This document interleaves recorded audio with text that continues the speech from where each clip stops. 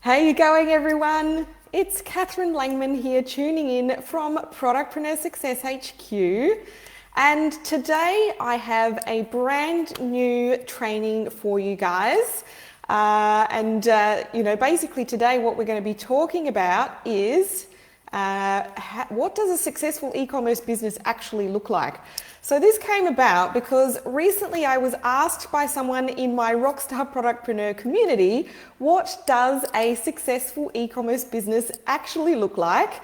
The person asking the question has an existing online store and has experienced some growth, some good growth over the last year, but still wasn't, drawing a big enough wage to support herself and her hubby and her kids, and was, kind of wondering if it was possible to grow an e-commerce business to that stage that, it can support herself and her whole family. And, I suppose at the end of the day, we all know growing a successful e-commerce business, or growing any business really, it's never really been super easy. And I think success can sometimes feel a little bit more elusive these days, especially considering the insane amount of growth in the e-commerce sector, for sure. You might want to call it the COVID bubble, whatever you want to call it. It's been an insane amount of growth. E-commerce has literally experienced like a decade's worth of growth in the past year, thanks to COVID-19. Now, I suppose, when we think about success as well, your definition of success might be a little bit different to the next person's. I have some clients whose idea of success is a profitable lifestyle business, the kind of business, where your work fits really easily and flexibly around your lifestyle. Maybe, you've got children and young children or whatever, and you want a business that consistently pays you an income and replaces your previous job. So that's totally cool. And then other clients that we have goals of pretty much global domination and are looking to grow really big, multiple 7-8-figure business, revenue businesses. They're looking to sell into major retailers here in Australia, as well as exporting globally, and eventually maybe selling the business for a nice tidy sum. So that's like different spectrums, I guess, and there's all sorts of things in between. So ultimately, whichever way you want to go, and whatever you define success as for yourself, a successful business, in my opinion, it does really need to be a profitable one, right? And part of my own personal definition also requires that the business can eventually operate without requiring me to necessarily be there doing the work. That might not be your definition, but for me, if it can't do that because no one else knows how to do anything, or because it doesn't generate enough revenue to hire anyone, staff or contractors, then it's not really a business, it's a job. Now, that's not to say that that's a bad thing. Of course, plenty of people do extremely well working in that way. But personally, I want to build my business as an asset. I want to be paid regardless of whether I'm sick or on vacation and can't work for any reason. And I also want to build my business, into an asset that I might one day sell. And I think probably most of my clients might be in the same boat there as well. So whatever your definition of success is, if you want to build a profitable business, there are some solid do's and don'ts that you really want to look out for, and some definite numbers and performance metrics, I guess, that you really need to be able to meet. So that's really what we're going to discuss today. And of course, as we go on, whether you are watching live or you're watching this on the replay, please do feel free to comment with any questions. And if I don't see your question live, I will absolutely come back and answer you later. And I'm just going to quickly check in to, Facebook on my phone and just see if I can see the video, make sure that it is coming through. And definitely we are live, and I can see people are saying g'day already. Atri, how you going? It's fantastic to see you here. All right, so firstly, let's discuss some common mistakes that I do see e-commerce brands making all the time. And so I just want to preempt all of this with a quick statement. This is not an exhaustive list at all. You know, business is a complex puzzle sometimes. So I just want to talk about these 3 common mistakes because they are, I really do feel like they're my top 3 at the moment. And the first is that customers don't know how or why to buy from you. Maybe the navigation is difficult, or the site is really slow or clunky, or the product value just isn't clear. And this can come down to things like making a poor choice in website platform, but it also might be because of bad design, the visual design, so not tailoring the design to the brand or to the ideal customer, or poor choice of images, etc., or poor quality images. I mean, there's various ways you can end up with a bad design. Second mistake is really not marketing effectively. So spending, and I do see this a lot, spending all the funds on the stock and getting the business actually up and running in the first place, and not leaving anything left over to invest in the marketing. But it can also, this mistake can also come from relying too heavily on one platform for marketing, like putting all your eggs in one basket, so to speak. I've certainly been talking about that a lot lately. And it can also be not spending enough time or effort actually building up an audience, or building up brand awareness. There's this perception, I think, sometimes, and I think this is something we all know, but it's a mistake that many of us, and I made this when I first launched too, that if you build it, they will come, and that's just not the way that the internet works. And then the other thing about mistake about the marketing not working really is not differentiating your brand or setting your business apart from the competition. So that makes it extremely difficult for customers to really work out, why should they buy from you instead of the next person. And of course, my favourite with sales and marketing is, of course, systemizing the traffic and sales generating activities. And e-commerce businesses that don't, they fail to do this, that's definitely a big no-no. And at the end of the day, we just have to figure out how to attract and convert customers consistently, so that we don't end up relying super heavily on constantly hustling or constantly discounting and all of that sort of stuff. And then I think the third mistake that I see happen a lot, and this one's a tough one, it's got nothing to do with marketing, and it's where a business runs into cash flow problems. So this happens for a variety of reasons. Certainly it can happen if there's just not enough capital up front, for sure. But, oftentimes that's not the problem. It can be about not managing the inventory and not reordering inventory in time, and therefore, running out of stock to sell. And when you have nothing to sell, you can't make any money. We definitely have seen that happen time and time again. It can also be, down to people taking too much money out of the business, especially too soon. If you're in the early days of the business, you see money come into the bank account, it can be tempting to just take it out and think that it's all there for you. But if you don't set aside funds to cover things like stock purchases or tax obligations, or, all the other kind of overheads that a business needs to run, then you can really run into some serious trouble. So absolutely, and look, I'm no accountant, but absolutely you need to get your head around just the basics of accounting. And for me, I use a accounting platform called Xero, which is pretty easy to use, and it gives you that profit and loss statement that's really easy to read. And then the other running out of money issue is where the profit margins are just too slim, and therefore just aren't really sustainable. It's very difficult if the profit margins are so skinny that you just don't have enough money to really operate and grow the business and make some money for yourself. And then I think I'm just going to add in a fourth mistake. I was only going to give 3, but I just want to kind of touch on one other, and that is, and I don't see this all the time, but I do want to mention it. If the product is not something that's actually in demand. We definitely want to make sure that we do our research before we start our business, and make sure that we're selling something that customers actually want, and for a price point that customers are willing to pay. So hopefully that goes without saying, and we can kind of move forward with this training without needing to consider that one.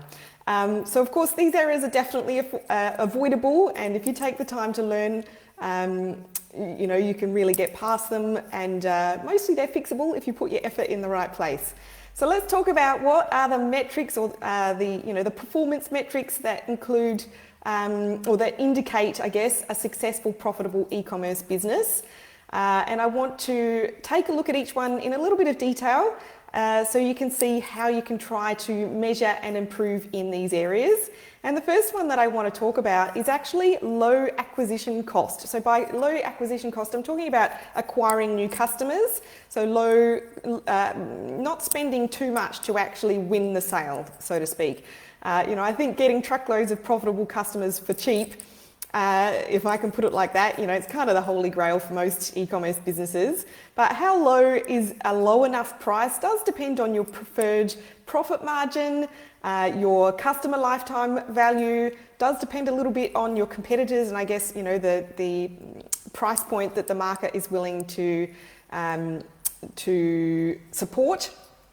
And it also depends a bit on your appetite for, how fast you want to grow and invest in that growth, right? So the biggest part of this customer acquisition cost really is the marketing expense to acquire each new customer.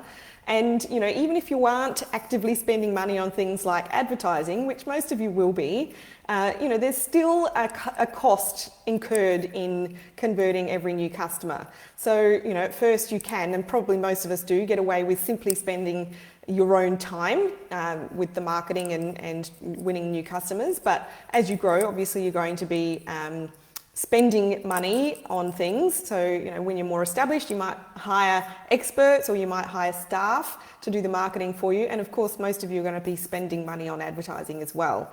So let's take a look at the two primary drivers behind this part of the puzzle, or this piece of the puzzle, I guess, which is, customer acquisition. And these two primary drivers are going to be your brand and your marketing efforts. So, branding, building a brand, it's kind of the fuzziest, but one of the most impactful ways to really stand out in the marketplace, and also to lower your customer acquisition costs. I want you to have a think about how many people have actually heard about your brand and know what it stands for. How are you different from your competitors? Why would a potential customer be triggered to check out your store? You really want to figure out why you are different and better, or how you're different and better, and how you give your customers a reason to come to you instead of the next person, right? So when we go through this exercise with clients, sometimes we can come up a little bit empty-handed. I think it's just something that is not always thought about. So deep down, they can't really give us a compelling reason why people should buy from them versus their competitors. And that's not because there's no reason, it's because it's just really well hidden and they don't know how to think about this stuff. So going back to the origins of why the store came into existence will often help to find that reason. And for me, if I think back to when I still had my first business, which was my modern cloth nappy brand, that reason was to help regular everyday parents to adopt this eco-friendly and cost-effective product. So how do you measure whether you are successfully building your brand? And, you can get super sophisticated about it, but, I don't want to make things difficult for you. So the easiest way to keep track of things would be to keep track of things like the size of your following on social media platforms and in groups, if you have your own groups, the size of your email subscriber list, the volume of organic search traffic rather, so people actively seeking you out. The number of people literally Googling for your brand name, that's a pretty good indicator. So obviously that's not an exact science, and I'm sure there are, and I know there are way more thorough ways of tracking it, but really in my experience, it's totally fine to keep things as simple as you possibly can, especially as you're getting started.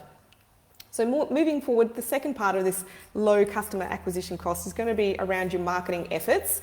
And really creating a strong brand initially means deciding what you stand for and also what you don't stand for, right? And so that's going to mean that you'll have a better idea of who your customers are, who to target, and where to find those people. And so that's a really good starting point when it comes to your marketing. So how do you generate consistent traffic and sales through your marketing efforts? Many of you guys have been learning from me already for a while, so you know what I like to do in this part of the puzzle. But basically, you always want to have some marketing strategies designed to attract and convert your new customers coming in, and then some that are designed to, generate repeat sales, getting customers to come back and return to you. Given your sales will all be happening on your e-commerce website, this means it really comes down to driving traffic to your store, right? And so as I discussed in my previous video, the best way to build that really strong foundation for your e-commerce growth is to drive traffic from the 3 different types of traffic source: paid, owned, and earned. So I'm not going to go into huge amounts of detail about that here and now. You can go and watch that video after this one if you want to. But suffice to say, using a mix of all 3 different types of traffic strategies is really key to profitable long-term success in an e-commerce business. And because I just see too many businesses throwing all their eggs in one basket when it comes to getting traffic to their site.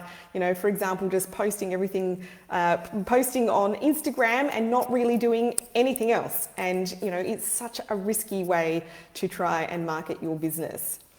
All right, so that was the first key part that you need to have in place for building a successful e-commerce store: the low customer acquisition cost and the ways that you go about achieving that. The second performance metric that we really want to aim for is a high returning customer rate. So let's move into this second key performance metric that will indicate your success. And that is customer loyalty, or high returning customer rate. So this factor really does increase the lifetime value for your e-commerce customers, which is really great for profitability. And I think I've probably said many times before, we all need to convert more and more new customers in order to grow. But in order to become more profitable, we need to convert customers from one-time buyers into repeat buyers. And this is because, it's pretty expensive to attract and convert a customer the first time. Between costs like advertising or offering incentives, reducing that profit margin on the first sale, or even just factoring in your time to work on things like SEO, search engine optimization, or maybe even just networking in free groups, right? Like, we need to value our time, especially if we do want to be able to build a business that is profitable enough to pay us some profit whilst we're paying other people to do the work, right? Whereas selling more product to existing customers is a whole lot easier. And the reason for this is they're already inclined to like you. I mean, presuming you gave them a really good experience and your product was good, right? So they're already inclined to like you. They're familiar with shopping on your website already.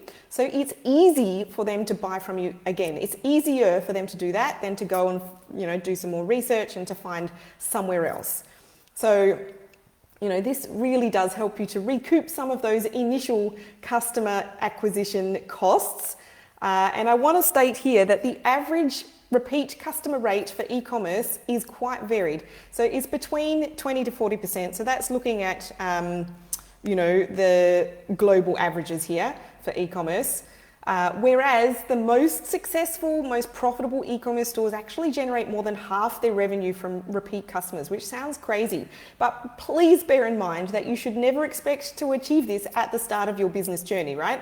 You actually need to have a decent and growing volume of new customers before you can ever expect to generate repeat sales, right? And if you ever stop acquiring new customers, then you can kind of see your business stagnate and then potentially start to go backwards as well as your database of existing customers move past being in the market for whatever it is that you have to sell. And you can kind of burn that list out, right?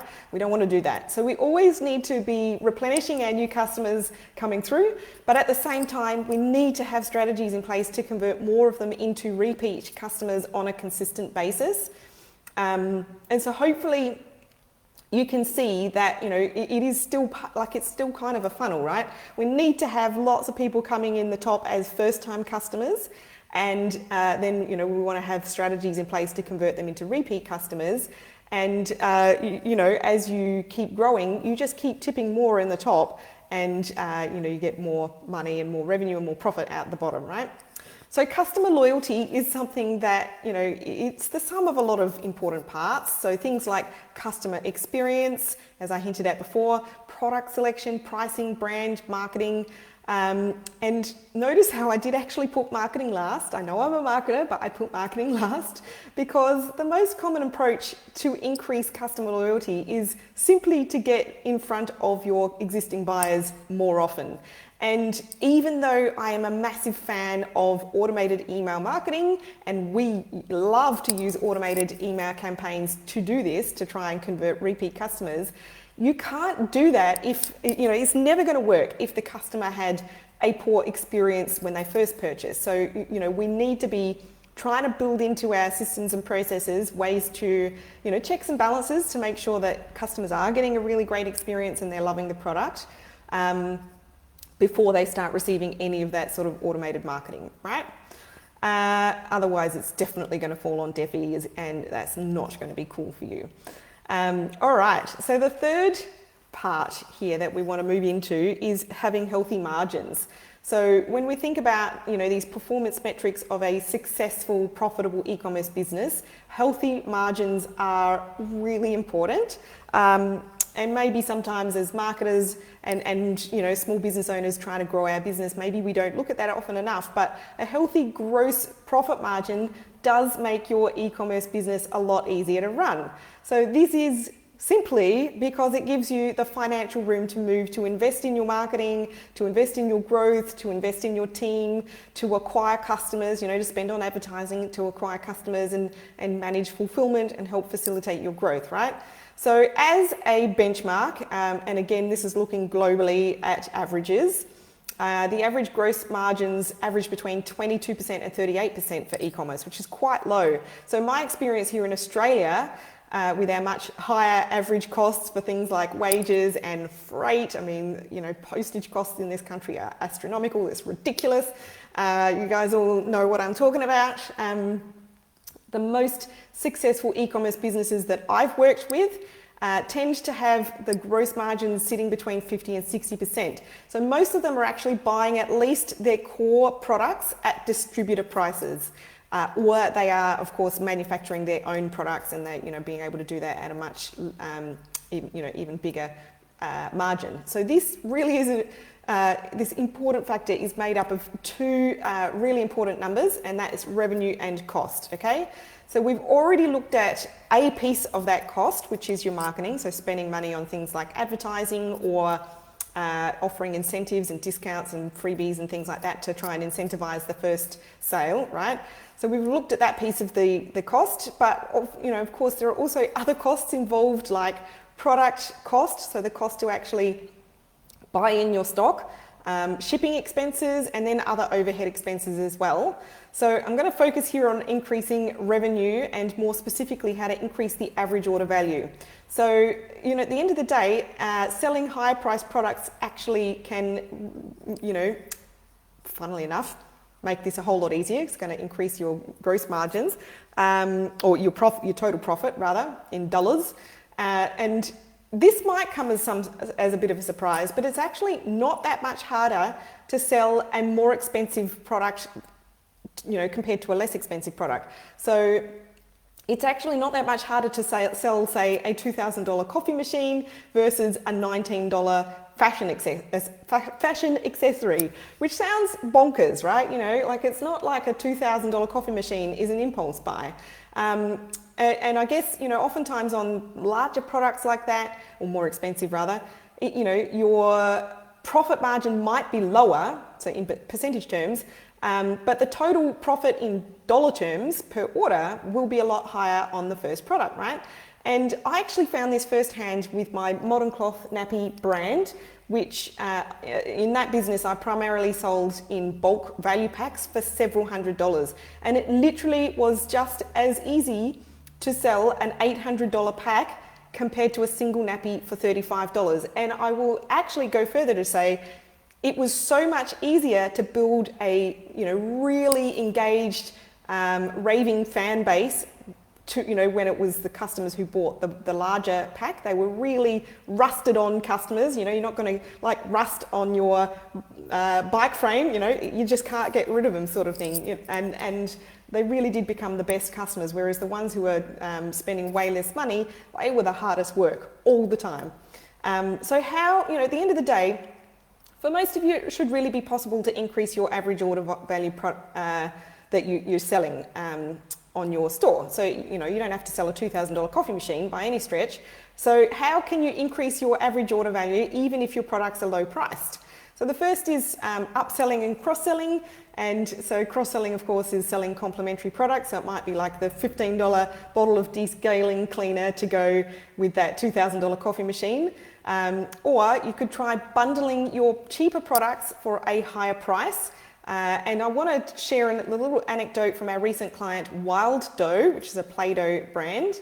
Normally they would sell individual products, individual pots of Play-Doh for about $15 each, but they also sell Play-Doh kits for around $80. Well, they do now anyway, which was an idea we introduced for them. So once we introduced those kits, not only did their revenue increase, because it was making it so much easier for customers to just do one purchase rather than try and choose a bunch of things and not really know what they needed, right? So so that it increased revenue, but it also increased their website conversion rate. So clearly it was helping customers to make that purchase decision, right? And the next thing that you want to be able to do to increase your average order value is to nudge buyers towards a higher price. So, most people will buy, most customers will buy a little bit more if you can use psychological nudges or triggers to just try and get people to spend just a little bit more. And probably a lot of you are already doing this, right? So an example is free shipping thresholds, where you need to spend a certain amount of money to qualify for free shipping. And that can work absolute wonders to, just get people to spend just a little bit more. And you want to sort of hit that free shipping threshold at around the sweet point. You're going to make good margins, but it's also not going to cost you an absolute arm and a leg to ship that order out, right? All right, so I've gone through quite a few things here, but wrapping up, I guess you probably don't have the bandwidth to explore all of this at once, right? Customer acquisition, retention, and profitability all at the same time. I certainly have trouble trying to do more than one thing at one time. I know I'm a female and I should be able to multitask, but the older I get, the harder that seems to be. So I want to kind of just talk you through a little bit of where you should focus your time depending on what stage you're at in your e-commerce business, just to make this a little bit less overwhelming. So if you are just starting out, you want to focus and you need to focus on customer acquisition first, okay? So this means brand building and marketing strategies that are going to drive traffic and convert new customers to buy from you. So this is where you're going to have the biggest initial impact in your business. It is also the least profitable stage in your business, and I don't want you to be frightened off by that at any, at the end of the day, once you can get this dialed in and you can figure out where your audience is, how you can attract them to you and convert those first-time customers and put a bit of a system around it, then you are golden and it is time to scale up. So then once you start growing your website traffic and sales, so that's the next stage, and you're seeing some consistent new customer sales coming in, you can start working on that customer retention stage. And then beyond that, at scale, it's time to really dig into the cost and the revenue and just really try and find ways to optimize each element in that equation. So that is going to be where you're making, more money and more profit that you can keep for yourself. And that'll be when you can start taking more of it out of the business and putting it into your back pocket. Alrighty, so that is what I've got for you today. I hope you found that helpful, to break it down like that and to show you, the system that you need to have in place in order to scale and grow that successful online store. As I mentioned earlier, please do feel free to hit me up in the comments with any questions at all. Or of course, you can jump on over into our Rockstar Productpreneur Facebook group and get some extra help and support in there. And you can join for free at katherinelangman.com/rockstar.